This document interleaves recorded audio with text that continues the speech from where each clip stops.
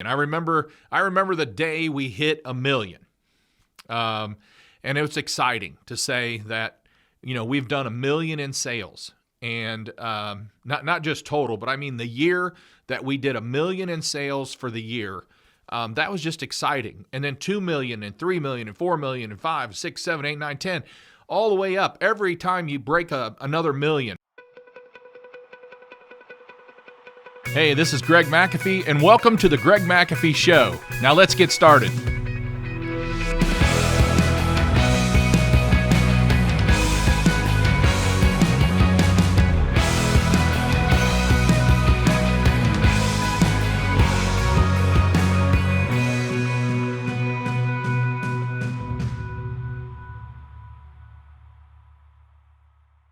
Hi, Greg McAfee here once again on the Greg McAfee Show.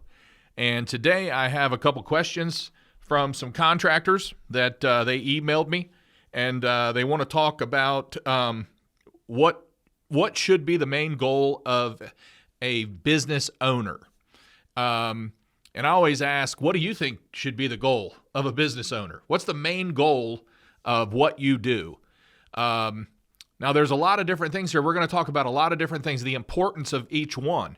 But the main goal is to make enough profit to stay in business. That's the main goal. Net profit is very important. I have coached several businesses, and the business owner does not know numbers. I talked about that before on the first or second or third podcast I made. But it's very important for you to know numbers. It's very important to know how much you're profiting per dollar. In other words, for every dollar of business, you get to keep, 10 cents, 15 cents, 20 cents, whatever it is. You should know that. If it's less than 10 cents, we want to find out why. So we'll dive into the financials, and we're going to find out why. Where's this money going? Are you overspending? Are you not handling your money properly? I mean, many different things that's going to cause you to do that. But everybody wants to brag about how much they do in sales. I couldn't wait to do 1 million. I remember the day we hit 1 million. And it was exciting to say that, we've done 1 million in sales. And not just total, but I mean the year that we did 1 million in sales for the year, that was just exciting. And then 2 million and 3 million and 4 million and 5, 6, 7, 8, 9, 10, all the way up. Every time you break another million, I remember, every time you break 500,000. So if you're a small company and you're growing and, you did 500,000 last year and you're going to do 750,000 this year, that's exciting. But boy, when you hit that million mark, it gets even more exciting. But it's great to do that. But if you're not keeping a healthy percentage of what you do in revenue for profit, it doesn't matter. I mean, the question is, would you rather do 10 million in sales and keep 500,000, or would you rather do 4 million in sales and keep 1 million? Okay, that's the question. And of course, everybody says I'd rather do 4 million, a lot less headaches, make more money. Exactly. But there's a lot of companies out there doing a lot in revenue. They've got the sales, they've got the weather, they've got the climate, they've got the area, demographics, all that stuff, and they can really kick butt in business. But they're not good stewards. Basically, they're not managing and basically what God has given them to manage. They're not managing their business right, and they're losing money. They're losing money as each day goes on, and they don't know why. So let's just focus a little bit on net profit. Net profit is more important than any amount of installations you did this year. It's much more important. What's probably one of the biggest questions you get asked as a business owner? How many trucks you got? Okay. People ask me that today. I truly don't know. And we're not doing 50 million in sales. But I don't really count my trucks. I have an idea of how many we have, but that's not what I measure success by. How many trucks do you have? And then when someone asks me, how many guys you got working for you? My answer is always, I hope all of them. So I hope every guy who works for me is working, right? And but do you know? I know they're working. We have systems in place that we know exactly. Some manager here knows exactly who's doing what and why and when. So yeah, I'll tell you this: at McAfee, 99% of the time, everybody's working, and we know what they're doing. So, but do you? That's the question. This isn't about McAfee. This isn't about, I will give you good ideas on how to grow a business. I'll give you great ideas how to stay in business. But this is about you. Do you know where your team is right now? Do you know exactly what they're doing? Does someone in your company know where they're at? Are they profitable? Is each person in your company profitable? I think I told you this, but a quick measurement to know if you're profitable is how much are you doing per person? And the good to great companies typically do between 200 and 250,000 per person revenue. I know we're talking about net profit, but it's just a good measurement. If you're down around 100,000, you need to call me. Okay, you need to call me, or you need to call a very strong business coach and find out why. So net profit's very important. Net profit is basically going to get you not only survival mode, but it's going to thrival mode. Now you get into the thrival mode of thriving and having enough money to pay your bills, having enough money to pay your people. We just had a employee come to us from a competitor, and we honestly don't hire too many of those because it's just really hard to teach the McAfee way of doing business to someone who has done it wrong for many years in another company. But we hired someone, and they actually they spoke up during a company meeting, and they said, you guys probably don't know how lucky you are or fortunate you are to be able to go get gas and the credit card actually goes through. Many times where they were, and it's a good-sized company. It's not a mom and pop shop by any means. Of course, mom and pop shops typically pay their bills, but it's a good-sized company, and a lot of times the credit card would not go through, and they had to buy gas on their own money and then try to get reimbursed. So that's just a terrible feeling. It's a terrible feeling to go to a supply house and you're put on cash, COD. You can't pick up that part without cash. That would be very embarrassing for me as a business owner. I honestly would say if I got to that point, I'd probably just go have to work for someone. Because that's embarrassing. If I'm going to be in business, I'm going to be able to pay my bills.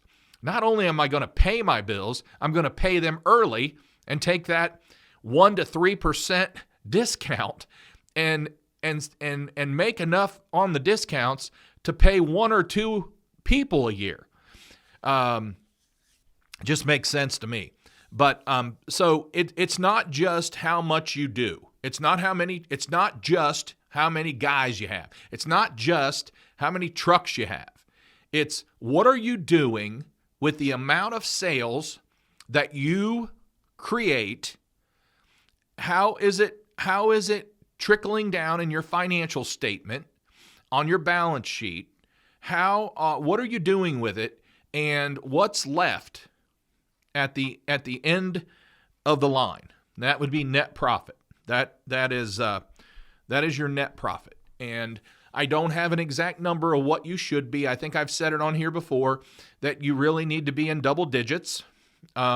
You're going to have bad years. You're going to have down years, I should say. You're going to have situations. We didn't for a long time.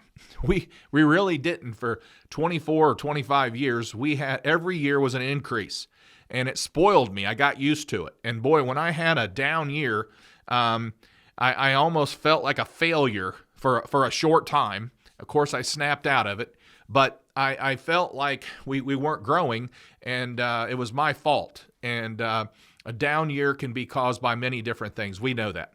Okay, so the goal of a business is to make a good profit. And you do that by working smart, not necessarily hard, although we like to work smart and hard. But you do that by in many different ways of handling and running a business. So, first of all, I think it's a company's responsibility to provide enough leads to their sales team. Now we do hope that someone on our sales team, because they're really not called salespeople, even though it's a sales department. They're either called comfort advisors or closers. So we advise people on comfort, how to be more comfortable, how to have a quieter system, how to save money, all that kind of thing. But the bottom line is they have to close. So we don't worry about hiring salespeople. But they do need to provide some leads throughout the year. I mean, you have to come up with that percentage. And if you just hire salespeople and people that are supposed to go out and provide their own leads, that's a different model than what we have at McAfee, because McAfee advertises so well and we market so well, we brand ourselves so well that we provide leads. And it's the job of the comfort advisor is to go out and close that lead, and hopefully on the first call. And we set them up for success because we train our sales team. See, it's a sales team. We train our sales team to close jobs. We have certain questions we ask. We have a model of what a sales call looks like. Typically average, it's about an hour, give or take. Some are 45 minutes and some are an hour and a half. It just depends. If we're working with an engineer, and I think I've already said this, we ask the question, at the table, do you want the short version or the long version? 95% say short. 5% are engineers. They want more detail. We have the detail, but if we don't need it, we won't talk about it, because it's kind of like the Charlie Brown teacher to a lot of people. It's the wah, wah, wah, wah, wah, wah. That's all they hear. They don't hear when you get too technical as a salesperson, you're done. You're fried. You're probably only closing 20 to 30%. And if you have those on your team, you need to either tweak them, change them, or get rid of them, because you do not need an over technical person on your sales team as a comfort advisor. So we provide leads. It's the sales team comfort advisor's job to close the leads. And then it's our job as a company to train our installers to install them the McAfee Way. Now, next time I'm going to go over the McAfee Way, just what that means. Because at one time, my board of advisors challenged me. This was years ago, probably 15 years ago. They challenged me on, when you say the McAfee Way, what does that mean? And I started listing things like, calling ahead, giving a courtesy call, wearing shoe protectors, being on time, doing this, doing that. And they said, well, you're just listing, you're listing rather of description of how you do business, but we're not understanding the McAfee Way. So they challenged me. Go home over the weekend, take some time. We want you to develop what the McAfee Way is. and I did just that, and I'll talk about it. I'll talk about it next week. But we train our people with, and we can continue to improve on this. Trust me. But we train our people to install a system a certain way, which we refer to as the McAfee Way. The McAfee Way is installed a certain way. It shouldn't look like every other heating and air conditioning company's install. It's got different. It's got the special touch, the Midas touch, you might say, if you remember that Midas commercial, Midas mufflers. But we've got the McAfee touch, the McAfee way of how we want an installation to look. We also have the McAfee way of how we answer a phone. We've got the McAfee way of how our trucks look, inside and out. We've got the McAfee way of what our building looks like, how it's landscaped. We have Christmas lights all the way around our building. It stands, you can see it from a long way away, and it's professional. I believe in Christmas. I say Merry Christmas. We don't say Happy Holidays or any of that crap. I have a certain way of the way I want things looking. And if I teach my leadership team that way, then it gets passed down to other of our team, and everybody, they buy into and adapt to the McAfee way. Even if they came from another company, if we can train them, retrain them the McAfee way, they'll never forget it. And you've heard the saying, what if I train people and they leave? Well, what if you don't and they stay? So we would rather train them the right way, and if they do happen to leave, at least they're going into the industry knowing how to do it the right way. Now, whether they continue to do it the right way is entirely up to them, and whether the company they go to demands excellence or not, that's entirely up to them. We've lost people. We've lost service technicians because they couldn't smoke in their truck. And that's very sad because of all the benefits we offer and all the quality of training that we offer.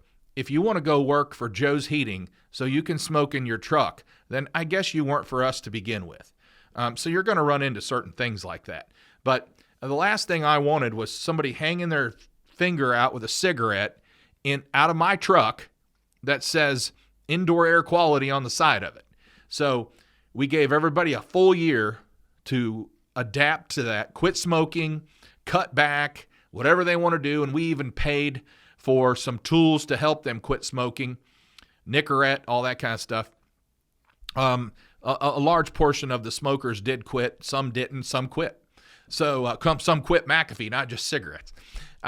However, so the McAfee way is extremely important. And again, we're going to talk about that. But every department has a system.